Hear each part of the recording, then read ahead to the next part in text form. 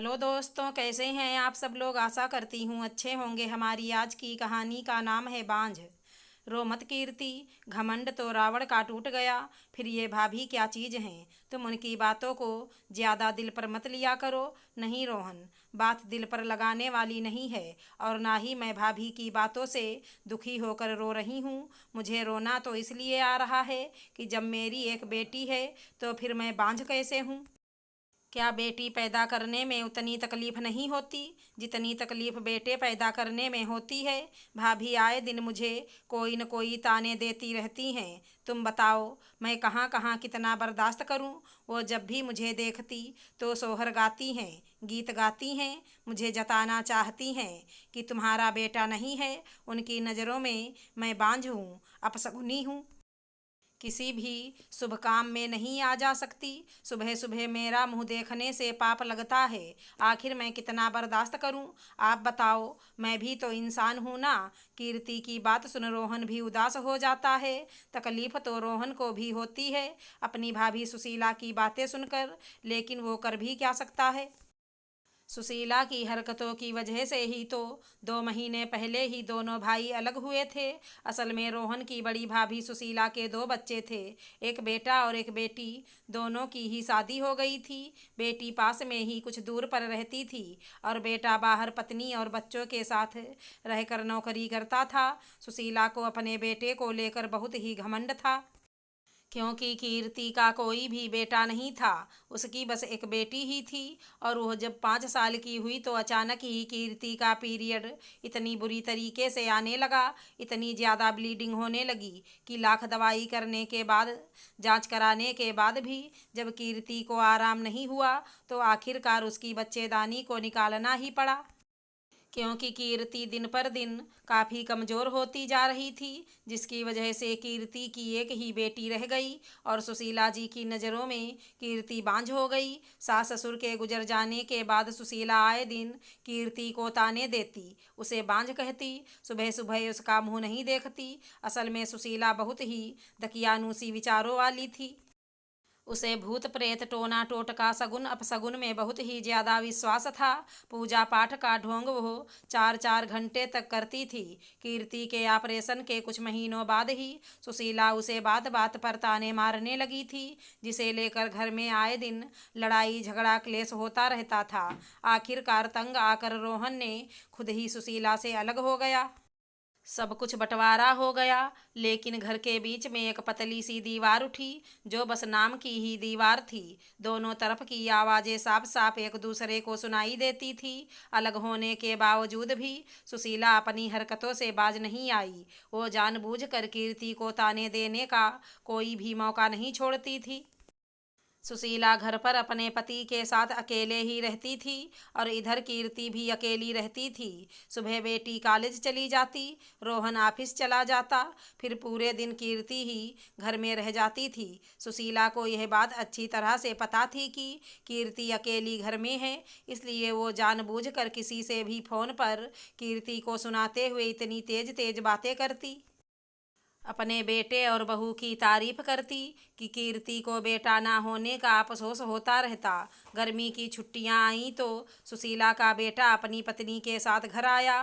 बेटी भी गर्मी की छुट्टियों में मायके आई थी। बच्चों के आने की खुशी में एक दिन कुलदेवी के दर्शन करने के लिए सुशीला अपने पूरे परिवार के साथ जा रही थी। तभी बाहर कहीं से आती हुई कीर्ति दिख जाती है। उसे देखते ही सुशीला मुंह बनाकर बोलती है, रुक जाओ सब लोग, कोई घर से बाहर नहीं जाएगा। पहले सब लोग एक एक गिलास पानी पी लो। घर से बाहर निकलते ही अपशगुन हो गया। जिसे नहीं चाहते थे वहीं सामने आकर खड़ा हो गया। उसने इतना तेज बोला कि कीर्ति बेचारी की आंखों में आंसू आ गए। जितने दिन भी सुशीला के बेटे बहू बेटी नाती पोते सब घर में थे, उतने दिन सुशीला ने कीर्ति का जीना दुश्वार कर रखा था। पतली दीवार के चलते दिन भर कीर्ति के कानों में सुशीला की व्यंग्य भरी बातें आती रहती थी। सुबह सुबह ही सुशीला जानबूझकर तेज साउंड का म्यूजिक लगा देती, बच्चों के साथ जानबूझकर तेज तेज हंसती थी, बोलती थी, खुश होने का दिखावा करती थी। वो कीर्ति को एहसास दिलाना चाहती थी कि मेरा बेटा है, बहू है, पोते हैं, बेटी हैं। मैं बहुत संपन्न हूँ, बहुत खुशनसीब हूँ। मेरे दोनों हाथों में लड्डू हैं। मेरा नसीब बहुत ही अच्छा है। बेचारी कीर्ति सुशीला की बात सुन सुनकर दुखी होती रहती थी, अपनी किस्मत पर रोती रहती थी।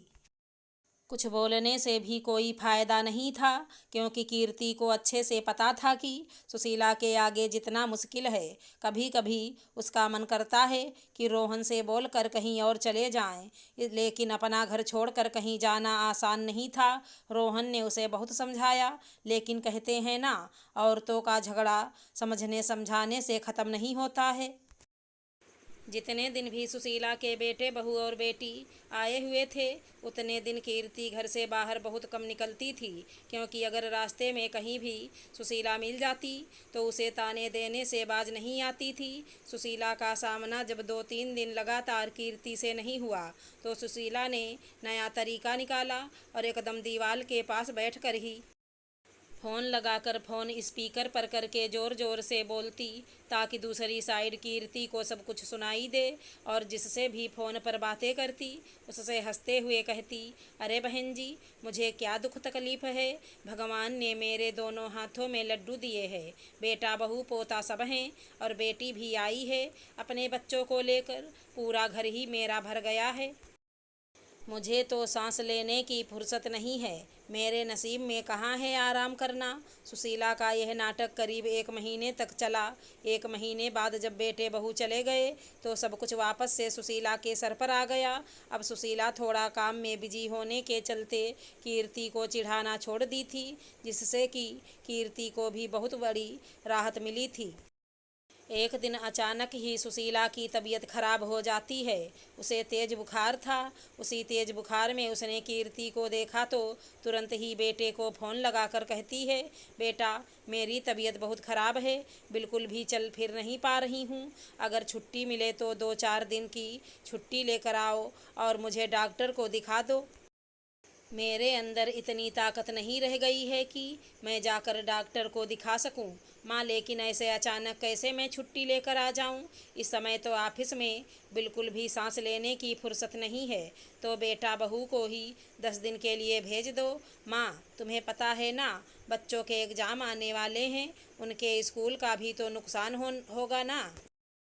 वो कैसे जाएगी? इतना सुनते ही सुशीला जी ने तुरंत फ़ोन काट दिया और कीर्ति को देखने लगीं। कीर्ति भी हैरान थी। उसकी नज़र भी सुशीला पर गई। सुशीला जी अपने आप से ही बड़बड़ाने लगीं, हाँ तो क्या हुआ, बच्चे हैं, इतनी जिम्मेदारियां हैं मेरे बेटे के ऊपर, कहाँ से आ पाएगा। मैं भी ना छोटी छोटी बात लेकर बेटे को परेशान करती हूँ। कीर्ति को सुनाते हुए सुशीला चली गई। अगले दिन ही सुशीला की बेटी रितु आती है। संजोग से उस समय कीर्ति बाहर ही रितु से मिल गई। रितु कभी कभी कीर्ति से बातें कर लेती थी। कीर्ति ने रितु का हाल चाल पूछा और अचानक आने का कारण पूछा तो रितु ने बताया कि माँ का फ़ोन आया था। उनकी तबीयत ठीक नहीं है। भैया भाभी के पास टाइम नहीं आने के लिए, इसलिए मैं कुछ दिनों के लिए माँ की देखभाल करने के लिए आई हूँ। ये सुनते ही कीर्ति सब कुछ समझ गई। उसने कहा, लेकिन बेटा, तुम्हारे बच्चे भी तो हैं, उनके भी तो एग्ज़ाम होंगे ना। हाँ चाची, बच्चों के एग्ज़ाम तो हैं, लेकिन परिवार है तो संभल जाएंगे। यहाँ माँ के लिए भी तो कोई न कोई होना चाहिए ना। अभी उसे किसी की ज़रूरत है, इसलिए मैं चली आई। कहते हुए रितु चली गई। रितु को आया हुआ देख कीर्ति अपने आप मुस्कुरा उठी। उसके दिमाग में कुछ आया और वो बस बेसब्री से सुशीला के ठीक होने का इंतज़ार करने लगी। 1 हफ्ते के अंदर में सुशीला पूरी तरह से स्वस्थ भी हो जाती है। बेटी भी वापस चली गई। एक दिन अचानक ही बगल में ही पड़ोसी के घर सत्यनारायण की कथा थी। कथा में कीर्ति और सुशीला दोनों का ही बुलावा आया था। कीर्ति आज बहुत पहले ही तैयार होकर चली गई थी। आज उसके मन में कुछ चल रहा था। औरतों के बीच में बैठ वो बार बार सुशीला को देखती। उसे सुशीला का बेसब्री से इंतज़ार था। करीब 10 मिनट बाद जब सुशीला आई, सुशीला को देख उसे सुनाते हुए कीर्ति ने औरतों के बीच में ही बेटे और बेटी को लेकर बातें छेड़ दी और सबके बीच में बोली, जी मैं तो बहुत खुश हूँ कि भगवान ने मुझे बेटी दी है जो कम से कम मेरे दुख में, तकलीफ़ में, सुख में काम तो आती है। ऐसे बेटा होने से क्या फ़ायदा जब दुख में भी वो पूछने ना आए। काम के आगे माँ बाप की तकलीफ़ ही ना दिखे। ऐसे बेटे बहू से तो अच्छा है कि मैं बांझ हूँ, मुझे तो अपनी बेटी पर ही गर्व है। आखिरकार जब दुख में बेटी ही काम आएंगी तो मेरी बेटी ही मेरे लिए बेटा भी है। काम तो बेटियाँ ही आती हैं।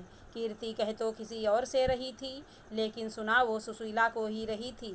सारी औरतों ने भी कीर्ति की हाँ में हाँ मिलाया। सुशीला समझ गई कि कीर्ति मुझे ही सुना रही है। सबके साथ बैठकर भी सुशीला अपने आप को अकेला महसूस कर रही थी, क्योंकि आज बाजी कीर्ति ने मार ली थी। सबके सामने ही उसने ऐसा बोला था कि सुशीला की बोलती ही बंद थी। अब कुछ बोलकर वो अपनी बेइज्जती तो नहीं करवाना चाहती। अब उसे लग गया था कि आइंदा से अगर उसने कभी भी कीर्ति को कुछ उल्टा सीधा कहने की कोशिश की तो कीर्ति उसे समाज के सामने बेइज्जत करने से बाज नहीं आएगी। अब गलती से भी सुशीला कभी भी कीर्ति के सामने बेटे बहू को लेकर घमंड नहीं करती थी।